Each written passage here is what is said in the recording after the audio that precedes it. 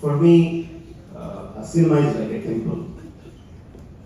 Even today, I remember the excitement I had as a kid when I entered the film hall, waited for the lights to go down, and waited for the story to play on the screen. Got immersed into that world. The excitement I felt that day, I still remember today.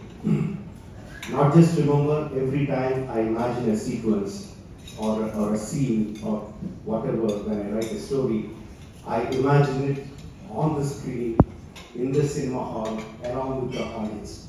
That's how I can see my images. I want to tell one example. This was not as a kid, as a young adult. I was watching the film Terminator 2.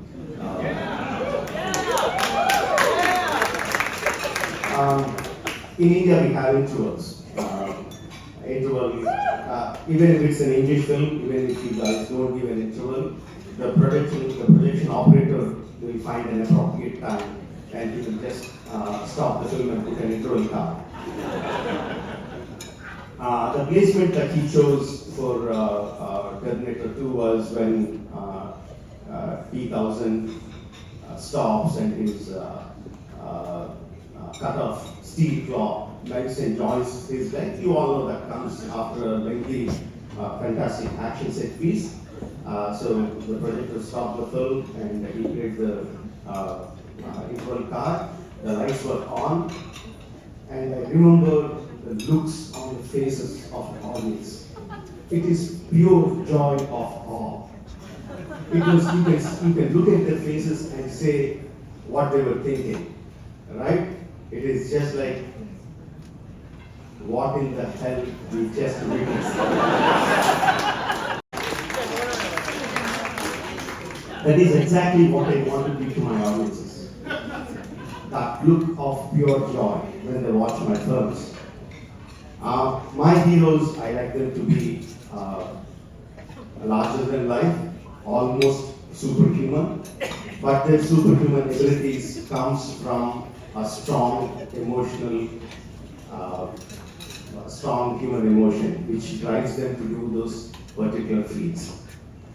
I essentially make films for Indians Indians across the world.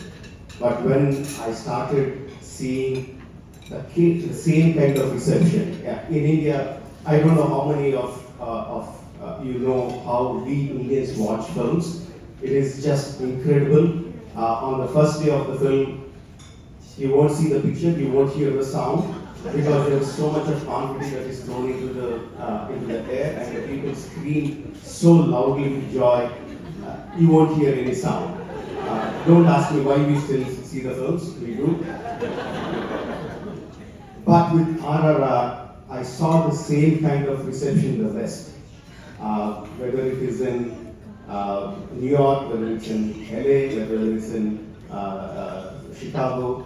When I went, initially I thought all of them were Indians, or most of them were Indians, but I personally went there and saw them. 90% of them were Americans, and they were reacting the same way the Indians did. So that is, I think, one of the biggest achievements that RRR did, the pure joy of watching a film in theater.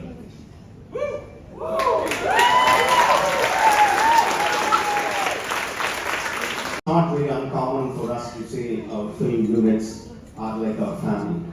But in my case, it is slightly different. Most of my film crew, most of my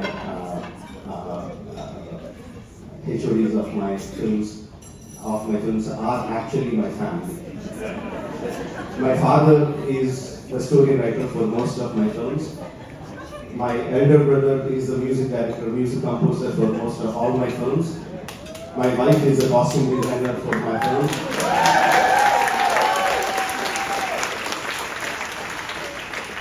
My sister-in-law is the line producer. My son is a producer and line producer. My nephew is a lead vocal artist. My another brother is helps me with writing. Yeah, you can call it a family business. But it is their a love for me, not just love. It is their intention to place me at the top of the game, which helped me achieve whatever successes I had. I am deeply grateful to my family.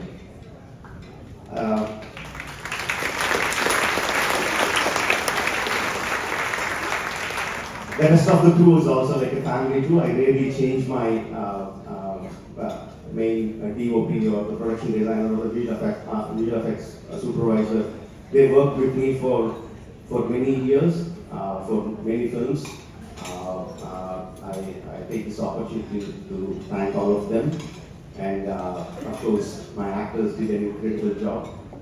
I take this opportunity to thank my lead actors, my team, NTR and my Charan,